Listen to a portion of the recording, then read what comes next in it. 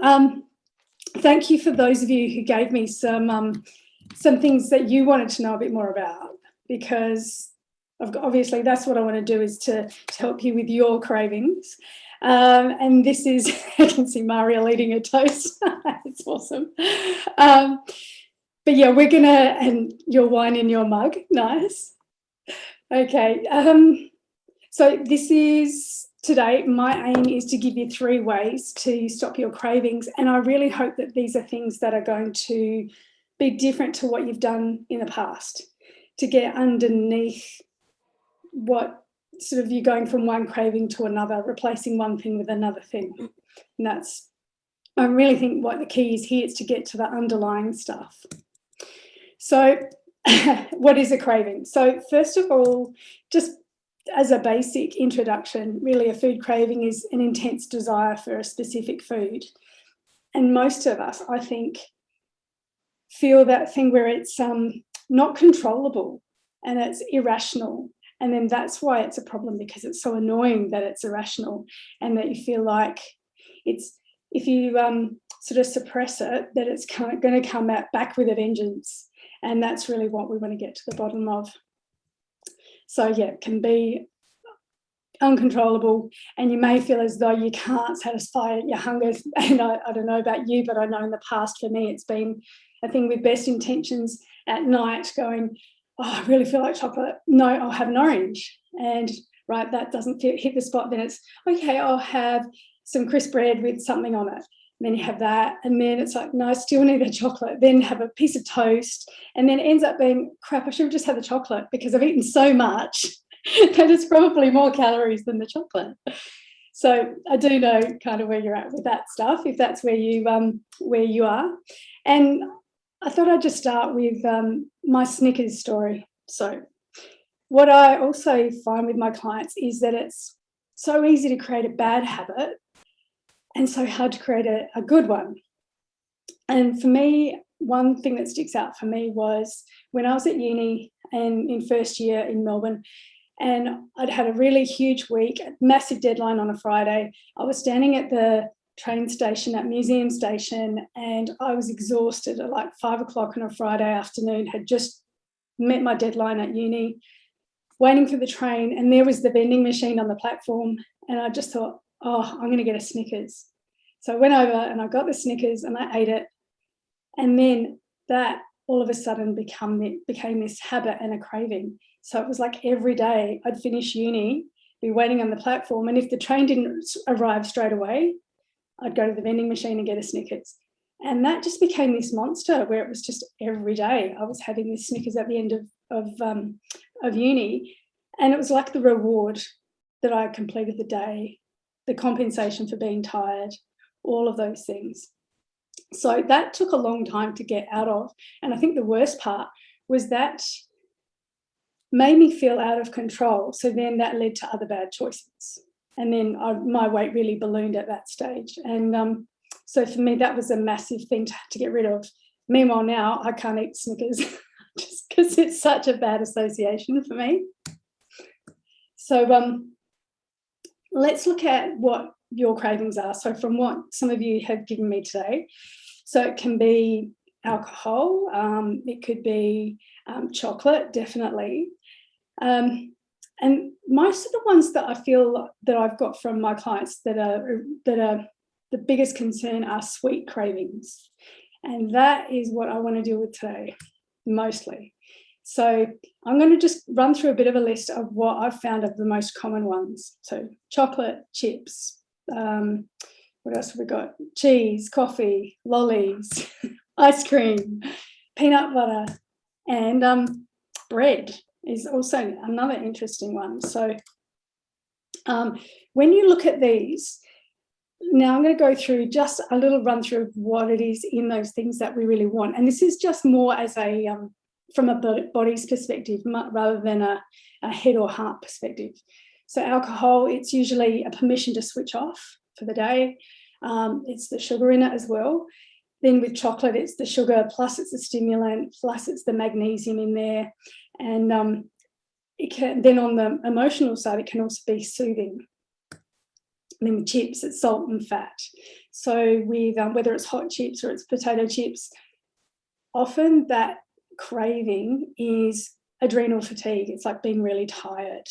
And because our adrenal glands use salt to function. So then it can be, well, if your adrenals are really overworked, which is our stress organ, produces our cortisol and adrenaline, then that's a sign to yourself to go, okay, right, this is the short-term fix, but really underneath all that, I need to get some more rest and relaxation time. Cheese. There's a lot of salt involved in making cheese. So that can also be part of it too. You get the fat and the salt together, a bit like with the chips. Then coffee obviously is the stimulant. A lot of that is the habit as well though. Then with lollies, of course, it's the sugar, but it can often be the emotion attached to that, often from being when we're kids, and it's the treat and it's the reward and for being good, all those things that are underlying. Then with ice cream, it's the combination of sugar and fat, which is it's like this magical combination that's also quite hard to resist. And when you think about when you eat ice cream and eat more than just a little bit at the end of a dinner party or something, usually that's got a lot of emotion attached to it. So that's another one to just keep in mind. Then with peanut butter, it's the fat and the salt again, awesome combination when you want to really hit the spot. And then the one with bread, which I think a lot of people don't realise, is that if you're a little bit gluten intolerant, that when you eat gluten, that it can make you feel more alert because it's your adrenaline in your body, because it's a reaction saying, get this stuff out of me because it's not good for me. So it can make you more alert. So if you have cereal for breakfast or toast or something like that, but your body doesn't really like it, it can actually make you feel more alert. So I think, oh, this is good for me. And when I have eggs and bacon, I feel a bit sluggish. But that might actually be because the bread's not great for you. And also can be a lot of emotion attached to bread as well, if that's what you grew up with and it feels like it's a soothing thing. So what I'd like to do with you today, if you get one thing out of this today, is that you can change one thing that you do that will help you with this cycle. So going from on the left-hand side where you've got a reactive cycle where you wake up late and sluggish, you skip breakfast, you sort of survive on coffee through the morning, then it might not be a bought lunch if you're working at home, but you just kind of just grab anything because you're not prepared. Then you have your coffee and chocolate in the afternoon, you eat dinner while you're watching TV, you have a sweet snack because again you get that craving, and then you go to bed and you've got all that sluggish stuff that's not moving around in your system, you have a restless sleep, and then you wake up late and the cycle repeats. So if we can switch over to more of a proactive cycle where you're waking up earlier, you're having a nourishing breakfast, you're eating a healthy snack in the morning. So for instance, if you get a craving for sugary kind of things, it might be that you have a muesli bar in the morning, mid-morning or something like that. A lot of the time they've got a lot of sugar in them too. So that perpetuates this high blood sugar, then low. So then you have another bit of sugar, then you have another low.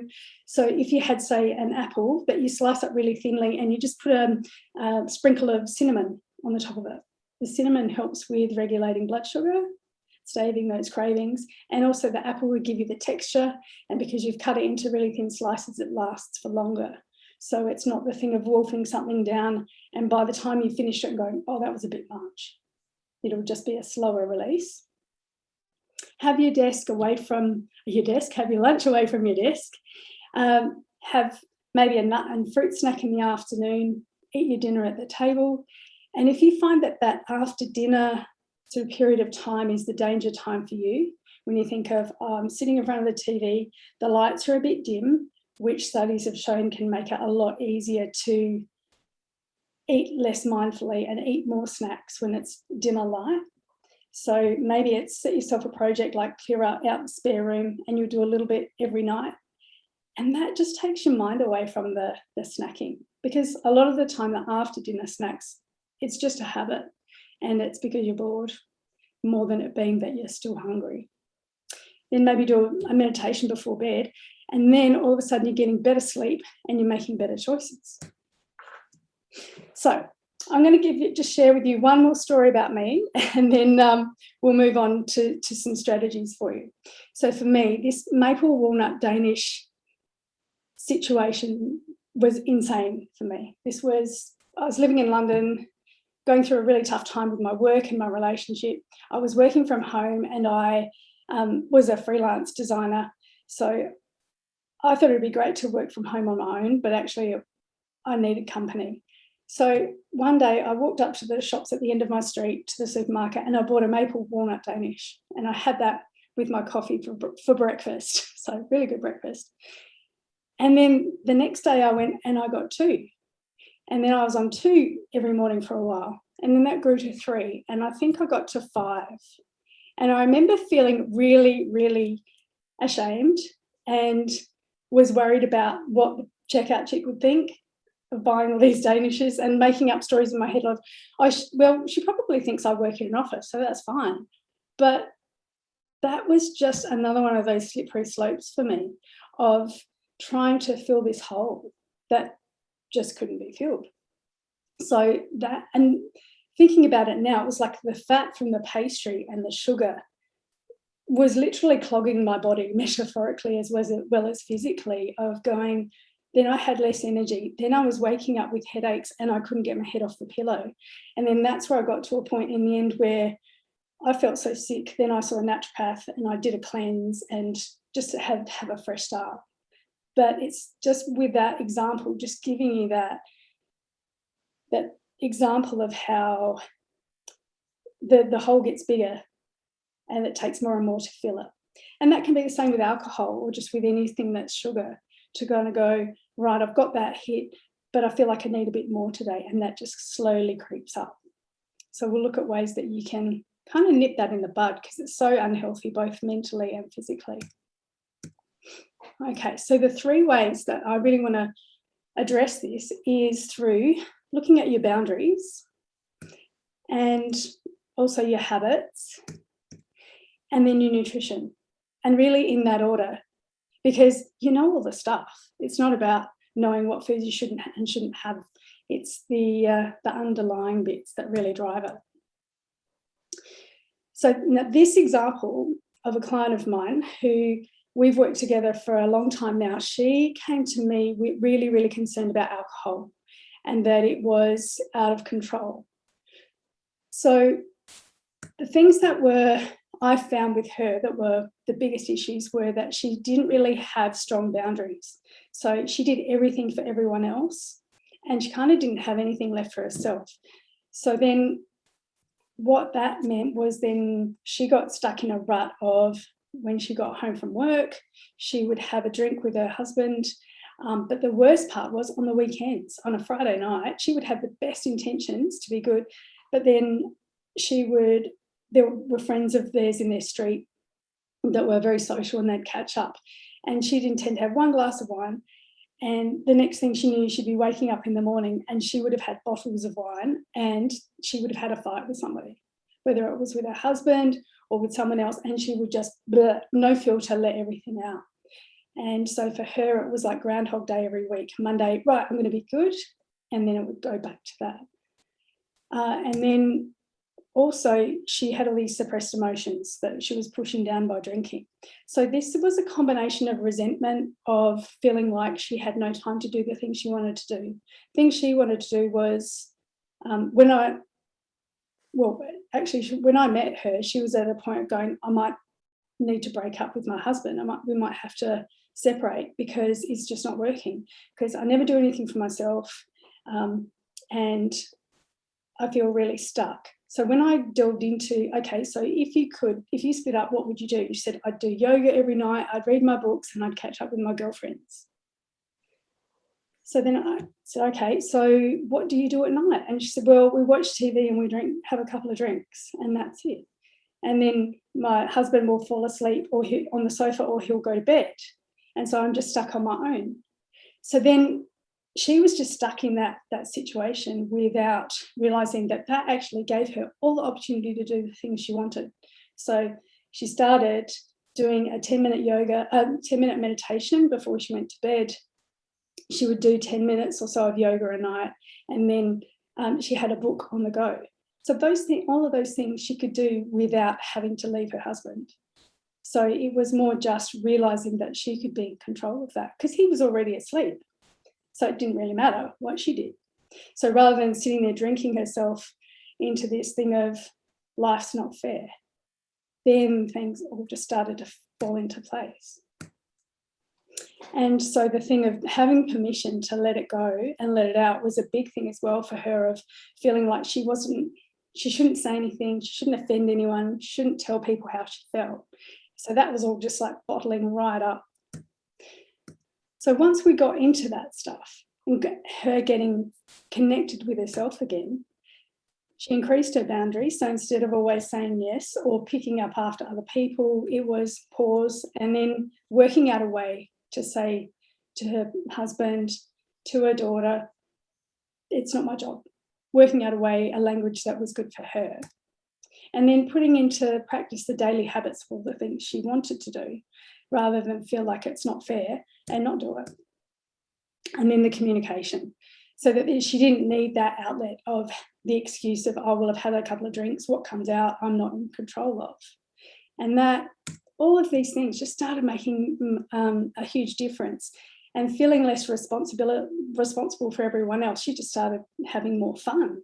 And really, that's all that we all want to do. And that's often why we do eat lollies, eat sugar, and drink alcohol, is to kind of be like the kids we used to be without the responsibilities.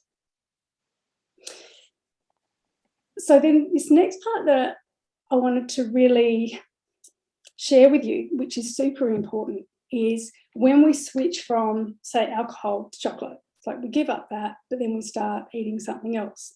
So, or it might be whether it's chocolate, licorice, anything that's sweet. There are a couple of things going on here. So one is alcohol is sugar, and it's the one thing that our stomach, which is, just below your chest, just in here, size of 2 of your fists, that's the only nutrient that your stomach immediately absorbs is alcohol. So it goes sugar straight into your bloodstream. So if you think of that, and if you're having alcohol regularly, then you take that out, your body's going, where's that sugar hit that I usually get? I'm desperate for it. And it usually is like an instant hit, because often it's having a drink with dinner. So your stomach's fairly empty. So then you absorb it straight away. But another part of it is this thing called candida, which you may know of candida. So that's, we think of it generally as thrush. So if you get thrush, that's part of one of the symptoms that you may get. But when you look at this list, there are heaps of things that candida can give you symptoms of. So candida is a yeast that is in your body naturally, but if it gets out of control and the population gets too high, that's when it can lead to health issues. So if you think of the things that I've put in here that I put in pink, like cravings for sweets, cravings for alcohol, abdominal gas and bloating, mood swings, acid reflux, constipation, thrush, irritability, low sex drive, PMT, like I've highlighted the ones that I found with my clients are the most prevalent and bother them the most. So if you've got an overgrowth of candida in your body, you're giving up alcohol, then you'll be craving sweets. That's just going to be a natural thing, because candida thrives on sugars. So it can be quite an easy thing to address and get rid of. And there's natural ways, like natural supplement in particular, that you can use to address that. So rather than feeling like you're just out of control and why am I just always craving sweets, maybe it's an underlying issue like this. So just something to kind of bear in mind and think, well, maybe this isn't just to do with willpower. So they're definitely ones to just keep in the back of your mind. So the next thing that I thought would be really important to go through is looking at the 3 areas in which the cravings serve a purpose. So that's in your body, in your mind, and in your heart. So, because often it's like the chocolate thing, oh, I must be low in magnesium. But then usually there's another purpose as well. So here are some tips for this part. So like if you get that 3 o'clock in the afternoon type of craving, often that can be because you haven't eaten enough in that first half of the day. And so then, especially when it's that feeling of like, oh, no, I don't want to eat a handful of nuts or an apple. No, I want salty chips, or I want chocolate. I want something with lots of flavour. That can be a sign that it's like you're just missing out on enough calories for your day. So you can eat more during that first half of the day, so a bit more at breakfast, maybe a bit more as a mid-morning snack and then lunch. And you should find that then, if that's the reason why you've had cravings, then that starts to dissipate. Another thing it could be is just you've been sitting down for too long. So I'm going to get you to stand up now. And let's just get back in our bodies for a sec. Okay, so I'm going to count to 20. You can do as much as you want, but I'm literally just going to jump up and down on the spot. If you can't jump, just wiggle. Okay, go. 4, 5, 6, 8, 9, 10, 12, 15, 17, 19, 20. Right, okay, now we can sit down. So, here you go. We have to do something active today. So that would be my first port of call if you're feeling like you're craving chocolate or whatever snacky thing that you know's got a bit of a craving. Just see if it's that your body needs to create some energy from inside. And then you feel more alert. I love doing the jumping stuff because kids love to do it. And as soon as you jump, you smile. So anything that does both of those things, I think, is a good thing. Okay, so then obviously I said when you're hungry, that's definitely a time when it's good to notice. You can do the test of like, I often did with my healthy cooking classes, that I would keep mountain bread or pita bread in the freezer, and then and frozen bananas. So I can do a sweet snack or a savoury snack. So, but it creates, it requires effort. So I could have pita bread in the freezer, which I can just take it out of the freezer and just rip it up into triangles, like rough triangles, put it on an oven tray, drizzle of olive oil, bit of sea salt and rosemary, like dried rosemary is fine, put it in the oven for 10 minutes, and then you've basically got corn chips or like pita crisps. But that takes effort to do that. So you can do that rather than having chips in the cupboard. Or if you wanted something sweet like ice cream, you could just have frozen bananas in the freezer, peel them first before you put them in the freezer. And then you take them out, put them in your blender and add a dollop of yogurt in there and then just blitz it and it turns it into soft serve. And then you could add flavour into it if you want. You could put some frozen berries or some peanut butter, sort of mix it through. And that's delicious, but that takes time as well. So it can just help to break that cycle rather than just instant hit to go, I can have that, but it's going to take me a few minutes. Another part could be blood sugar. So if you're getting cravings and talking from a chemical process perspective in your body, it may be that you have low blood sugar from being addicted to like coffees or chocolate or whatever, or alcohol, and then you get the low blood sugar dip. So then you need to come out of that because you're feeling yuck. So then you eat something else that's high in sugar. So you keep oscillating through that. Or maybe you are insulin resistant or on that, on the way there. So if that's the case, and perhaps you've been having a history of higher fats in your diet, like polyunsaturated fats, and then that combined with sugars, then is impairing your insulin in your system from taking the sugar out of blood. And this stuff, I'm more than happy to give you some more guidance on what to look out for and who to see to help with this part, but that can definitely be an issue.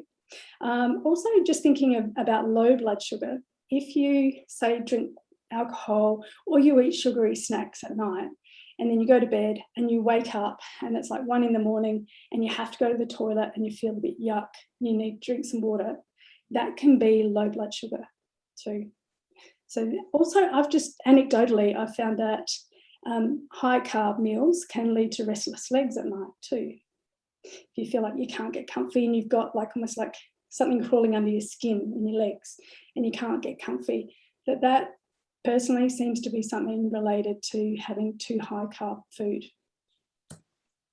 And obviously it could be a nutrient deficiency like low magnesium, those types of things, low salt, or quite a few different things that can be related to that. But what I think is important is just to remember that you don't want to justify it. We want to actually resolve it. And then obviously, as I mentioned before, if you're getting sugar cravings, you've got constipation, you get itchy skin, you've got fungal nail infections, they're all indicators too that you may have a high population of candida, which can be resolved pretty easily. Then we're going to go to then your heart. Oh, sorry, your mind, right. Okay, so if you think about your brain, if you're tired, you want an instant fix because you've got to get through work, you've got to get up early, all those things. So maybe your craving is tied to this, is just to get yourself through. Or it could be a habit, which I associate with the brain, with the mind. It's like, I'm just going through the motions. I do this, I have coffee with this, I always have a snack at this time. I always have something sweet after I eat my meal. And that can be a really good one to start to tweak. So for instance, now that the weather's going to get warmer, that you could have, if you always have something sweet after a meal, have a salad, but put some raspberries in it, or sliced up peach or apple or a pear, something that you get a little bit of sweet in it, but it's also not just pure sweet all in one go. And then obviously your brain, it needs glucose. It just does to operate. So if you're working late on a deadline or you're really tired, that it can be your brain going, I just need some more fuel. So that looking for ways to get that glucose, that sugar, like from fruit, like an orange, that would be great. Just nice and healthy. And then you've got your heart. So all the things that are the heart-centered reasons for why we have cravings. So emotions, a massive, huge one. So it can be to suppress them or soothe them or numb them. It can be, like I said about that example with Sarah, that it was the permission to let go from responsibility and just to be able to be able to just do whatever she wanted to do without having to be responsible for it. Can be for a reward of compensation. So I took on that extra workload that wasn't mine, so I'm going to give myself a reward or compensation for it. And then that can lead back to the thing of just being able to say no more often. Okay. Oh, I've got that twice. Here we go. All right. Okay. So now I'm going to send you a worksheet for this that you can do yourself on any craving you have, but we're going to go through it together now. So if you've got a piece of paper and a pen there, great, but if you don't, you can just think about this. So I want you to think of the most significant craving that you have that you want to stop and what that might be. So then when was the first time you ever had that craving? Or sorry, when was the first time you ever had that thing? So it might be chocolate, or it might be alcohol, could be cheese, whatever it is. And then when did you first have a craving for it?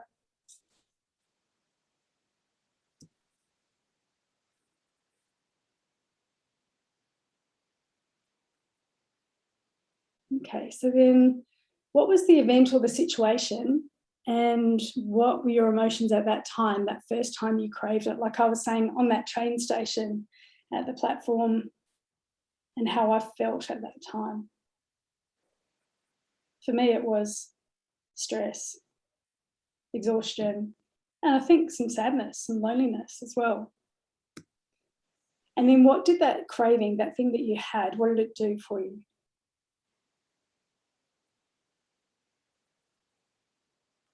especially on that emotional level.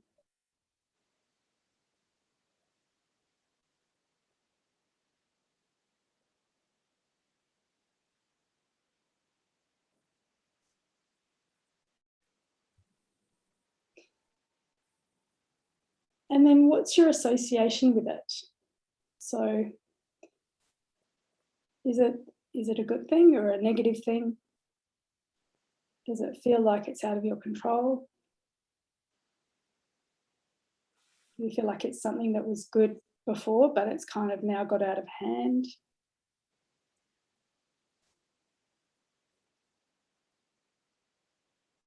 And do you still need it?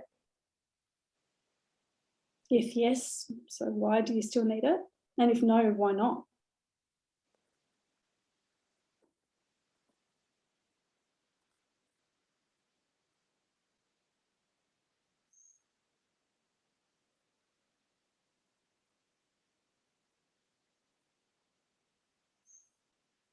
Now I want you to think of a time when you crave it. So that might be a time of day or a time of the month or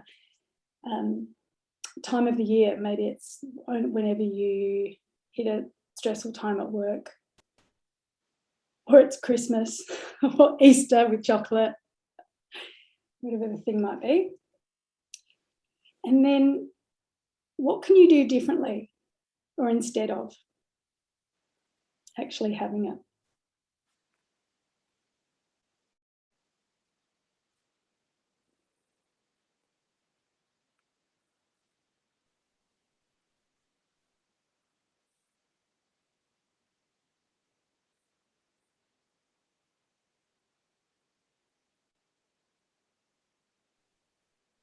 So then just reflecting on that, how many ways do you know that you don't need this craving anymore? So hopefully you've got at least a couple of ways or reasons.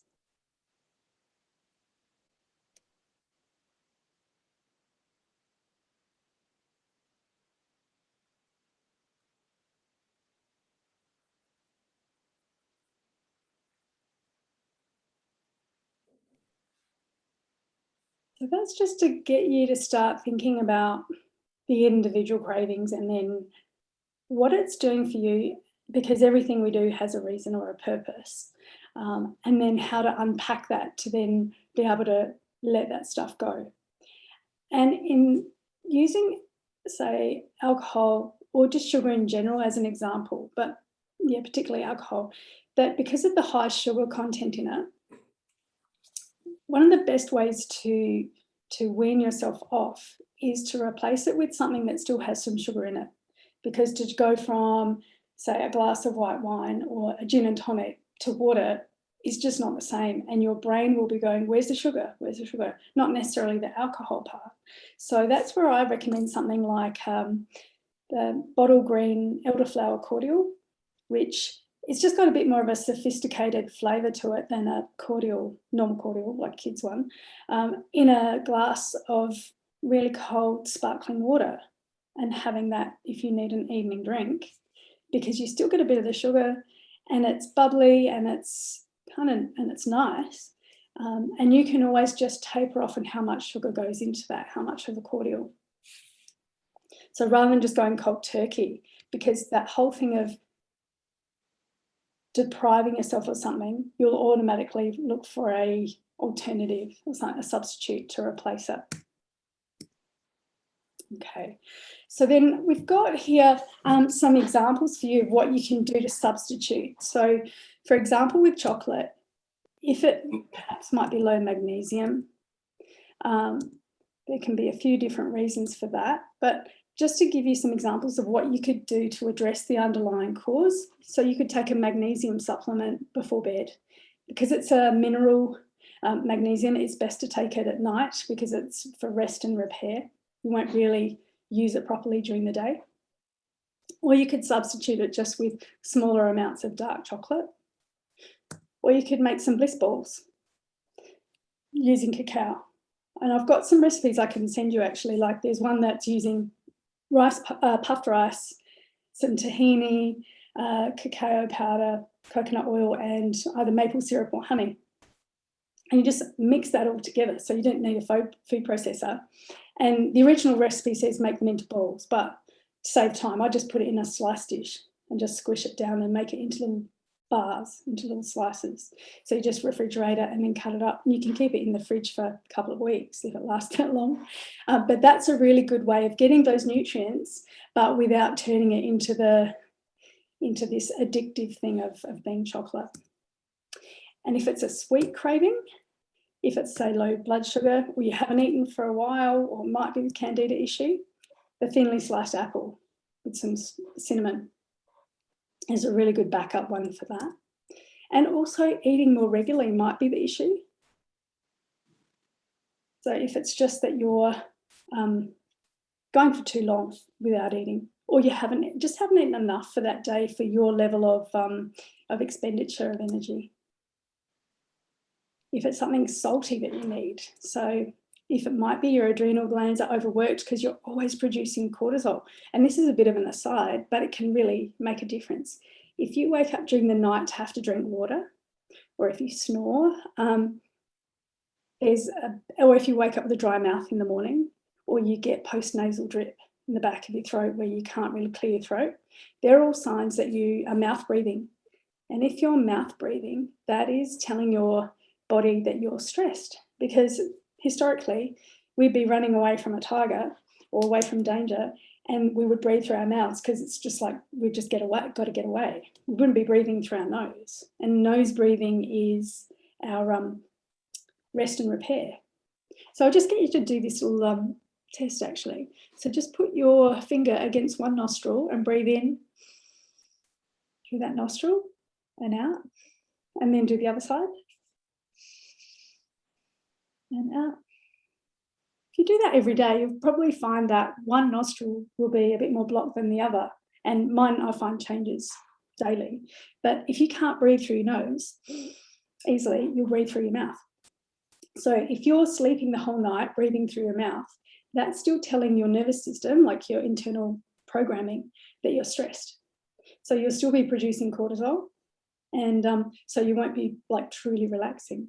So there's a really easy way to fix this, or to test it out, is just to get a Band-Aid and then put it diagonally across your mouth when you go to bed. So if you need to, you can still breathe out the sides, but in general, that will help you to breathe through your nose. Then your body can actually get the rest that it needs. So I've got a client who when I first met her, we'd start doing some cardio and she would say, oh, I'm so dry, I can't, I always need to drink water. And then when she said that she drinks like a liter and a half of water a night, during the night she would wake up. It was like, yeah, that's not normal. And then that was because she was mouth breathing. So once we resolved that, she started losing weight really quickly. So it was because her body was storing the fat and not letting that go, because cortisol is telling your body to store fat as energy. So even just little things like that. You could be really tired because you're not getting restorative sleep. Just keeping that in mind. And that comes back to the thing of your adrenal glands being overworked all the time. So some solutions to this can be adding sea salt to your water consumption. So that's literally like just a couple of grains of good high quality sea salt just in a glass of water, and that will help you absorb the water. More sleep and better quality sleep, and also some sort of regular reset to reduce your stress. So just a quick one here that you can do at home or maybe at work is to put 3 fingers over your wrist like that. And then you're going to put this hand over your forehead and then rest the other elbow on the table or on your knee if you're not at a desk, and then close your eyes. And just breathe. Nice deep breath through your nose if you can. Focusing on your breath.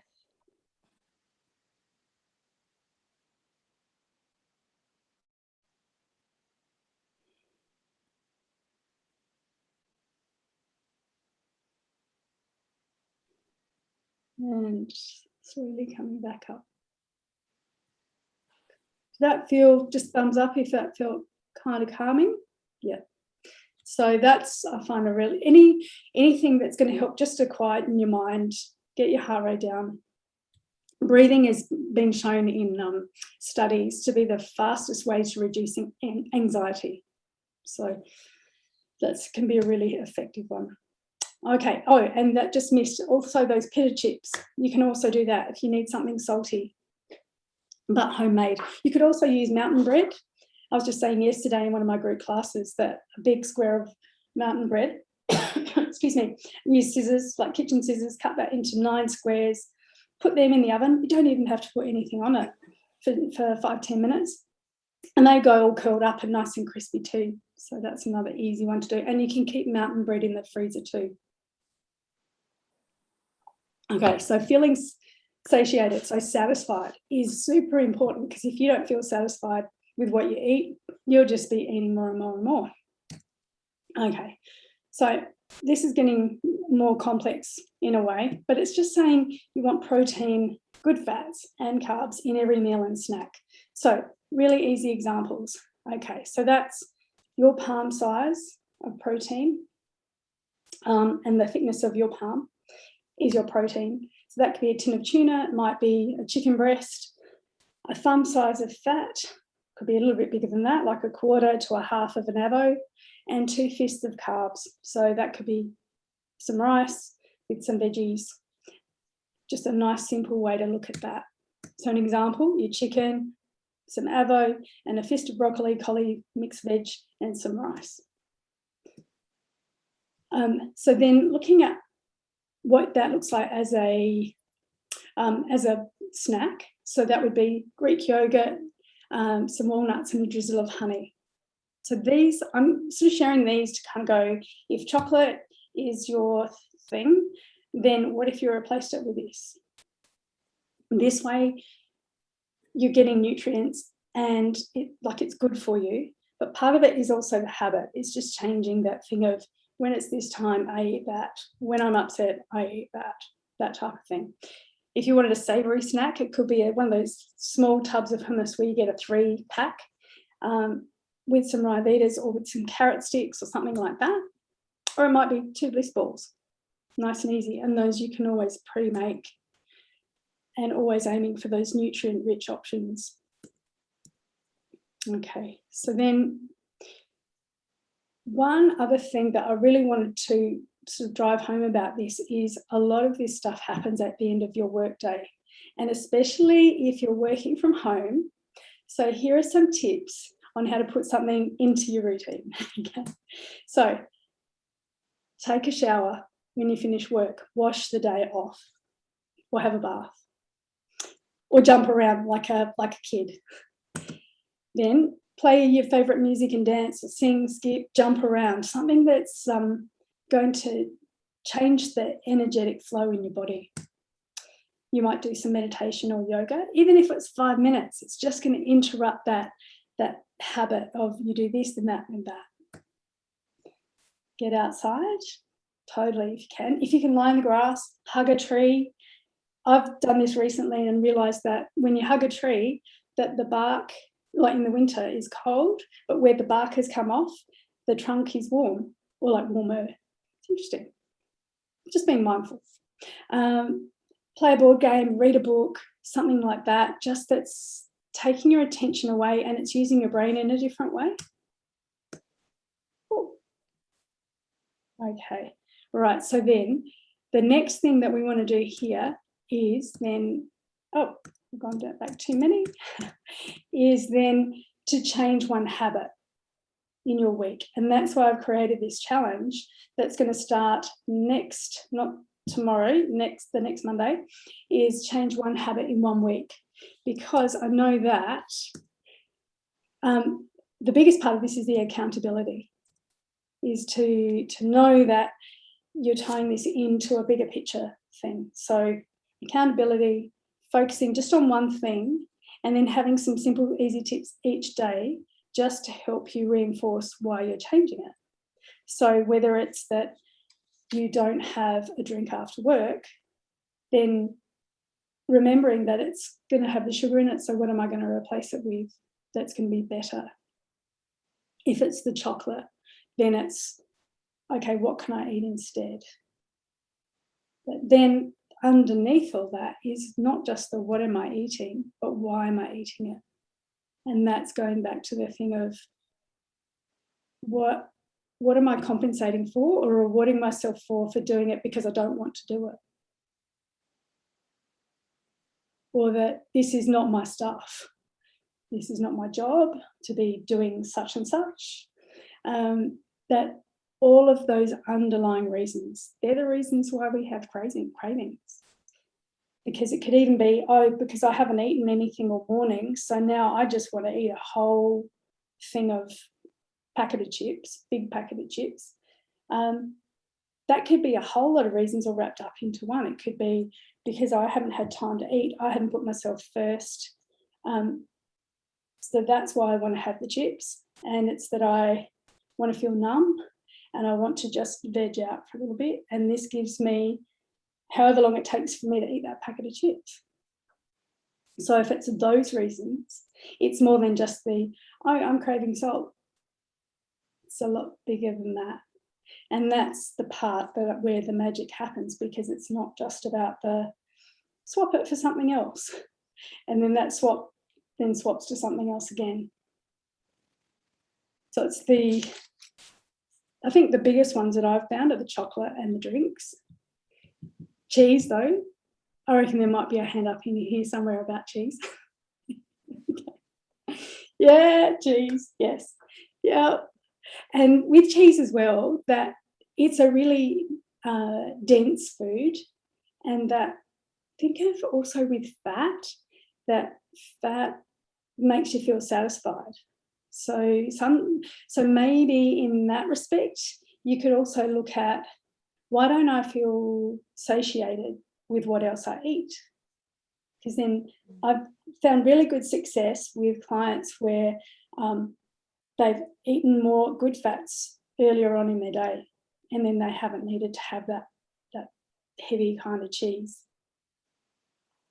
And also cheese and fats can make us feel safe too, because you feel heavier. So then you don't feel light. So then you don't feel anxious. Like if you think of it from that perspective of when we feel heavier, that you can feel more grounded.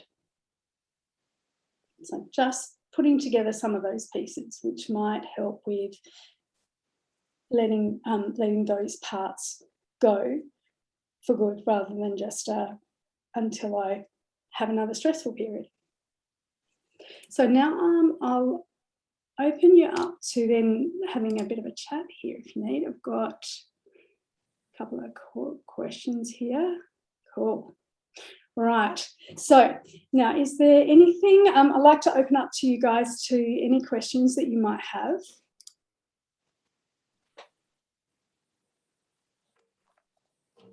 Yeah. But yeah, because Mario, your computer says Vanessa. Yeah, sorry, I couldn't find my email. So what would it be for you? For me, it's the afternoon snacks. I either don't take enough snacks to work and I come home and I'm ravenous, or I just it could also be the magnesium for me, because I do work out like 5 times a week at the minute, and so I'm like burning out everything. Yes. And I know I'm lacking nutrients because I don't always, like, my variety of food when I am good is not enough, I think, and so I'm missing bits and bobs. So yeah, I come home and I'm just like yes. Okay. And also I think sometimes with the snacks too, for them to be more, like, depends, like if you're vegetarian this wouldn't work, but like I found with school teachers especially, like the 3 o'clock or when school finishes, having a small tin of tuna and just stuffing that down, so that by the time they get home they're not doing the jats with cheese and whatever else, and while they're making dinner, and then it's like this double whammy of calories that and also some clients that will have a rule like they always have an apple on their way home from work in the car, so that then that staves off that. I did do that for a while and that worked really well, and then I've just been, I think this year's kind of been up and down with work from home, not work from home, and I just when I get back into the office, I'm actually not as prepared as when I'm like permanently in a routine. So yeah. It's been hard. And yeah, I'm always mad at myself because I know it's like 20, 30 minutes off dinner time. And I'm like, why? Yeah. And then of course you have to eat all your dinner. So yeah, it's that double whammy. Yeah. But yeah, that thing of the more staggered in between. Definitely. Yeah. And the nutrient rich foods too. And that's where I think like those little hummus things can be good too, because they're portion sized. And and the bliss ball stuff too. And there's so many different recipes out there, easy and hard ones, to then just stick them in a snap lock bag. Yeah. Portion control too. Yes. My food processor died. That was the other reason. What was that? My food processor died and I haven't bought a new one. So I'm like, excuse. Yeah. Well, that's where the chocolate cracker one might be a good idea. Yes. So, yes. Cool. All right. I'm going to hand over to Michelle. Michelle and I went to school together, high school. I haven't seen her for forever. So hello. Hi. How are Can you hear me? Yes. Oh, well, kind of week 11 in lockdown. I'm in New South Wales, Central Coast. So what I've found, and I think I mentioned to you 4 weeks ago, I gave up alcohol based on the fact that lockdown, and it was how I kind of differentiated day and night was, I finished work. I work for Kimberly Clark, so I have a really heavy healthcare portfolio, and there's a lot of stress obviously at this time. And so we get to the end of the day and go, okay, drink gin and tonic, whatever. And that's kind of how I almost kept myself away from work, because it's like you're drinking at work. And just got to the point where it was just becoming, I felt I wasn't mindful about it. I was doing it because that's what I did. So I stopped. And since then I've been like sugar Nazi, licorice, cake. I've never been into sugar. I am absolutely into cheese, but I think that kind of went hand in hand with the alcohol. So, but recently it's all about the sugar, and it is that kind of sense of I need it, I have to have it. And Father's Day is coming up, and the shops are full of giant bags of Darrell Lea bullets, licorice bullets, and which I'm coming home with and finding that they're not lasting me very long. No. So yeah, I think and a lot of what you've said today has resonated in terms of there's no real structure. I'm working from home and my day becomes one long, I'm not stopping for lunch, I'm not having a proper breakfast, I am working out, I am getting out and mindful of that. But it's the eating thing, obviously. I'm just not doing it right. I'm just not taking that time to do it properly, and I think that's half the problem. Well, so I was thinking when you said that about with the changing to like cakes and stuff that you would normally have, that maybe part of this could be for you of because I got onto licorice ages ago as well, because it was like, I don't really like that, so I'll have that because I know that I can only have 1 or 2 pieces. And until then, that just sort of started to expand. And so then it's like, I have to stop that now. So it could be a thing of swapping it to something that you don't like very much, to take it back a step, like so you don't feel that thing of, oh, this is just delicious and I'll eat all of it. I don't know what that might be. But then the other part is then the structure, because you won't need the sugar if you stack up the rest of your day more nutritionally. And also just maybe look at I think a big part of it is that compensation, isn't it? It's the thing of, I'm in lockdown, so I'm going to have this. Oh, and then that just made me think of another thing too, that like I've had some clients in the past who they've had no limits on what they eat. And what I felt it was like when you're a teenager and your parents go away for the weekend, it's like, I can eat all the pizza, all the lollies, I'm going to eat takeout the whole time, and there's no consequences. So there. Except when we're adults and we can do that every day. And that just keeps going and going. It's probably a bit of that pity party going on. I'm in lockdown. I can't, go shopping. I can't do the things that normally I would do to make myself feel good if I've had a stressful week or something. I go buy shoes or whatever that looks like. I can't do any of that. I mean, my postman will tell you differently with what he's delivering to the door. But yeah, I think it is that kind of thing, like, oh well, because there's so much that isn't in control anyway. I've kind of almost got to the point where I'm aligned with that. I'm not in control, as opposed to being the adult in this situation of lockdown. So yeah. But I think putting the structure in that first part of the day, at least, is then also that making strong decisions and being in control then creates that template of, I have control all the time. And then if I have a little blip or treat myself, it stands out as a treat rather than being I'm kind of eating whatever I want whenever I want. But isn't that like going from when we were kids, and to get something special for your birthday was a massive big deal, whereas now it's like we can just buy what we want when we want. So then just changing that. And then the other part, I think, too, is about strong decisions and strong choices helps to make a stronger person. So when we look at people who we really admire who are strong people, that they're making strong choices all the time. And every time they make the hard or the strong choice, they've not taken the easy choice. And so it's never easy. Like, there'll always be times when it's like, oh, I'd love to just not be an adult. But that compounds and it grows and makes you stronger in everything. So the food side, by taking control of that, is going to just make you so much stronger in everything else too. Yeah. But then I can imagine for you, it's like you're strong in everything else. So this can be the kind of area that you kind of go, oh, I'm going to take responsibility. Yeah, I think there's definitely some of that there. But then I don't like, and you talked about, there are consequences. And when I look at what I am trying to do, get fitter and healthier and I'm kind of undoing all the good stuff. So I'm working out. I've got a personal trainer when I can. I've got the stuff at home, whatever. But I'm not seeing the results I should. And even when I gave up alcohol, I'm like, oh my gosh, I'm meant to have lost 5 kilos by now just because I'm not having a gin and tonic or 6 every day. Yeah. But the fact that I've, filled that hole that you talked about, that great big cavernous hole with licorice, I'm not going to see the benefit of giving up the gin and tonics because it's licorice now. And if anything, it makes me feel crappy as well because it's not good for me and my body's not used to, a bag of bullets a day. So anyway, well, there's a lot that resonated. Yeah. Well, and one suggestion, which is not healthy for everybody, but for some people it might be that they weigh themselves every day for a week.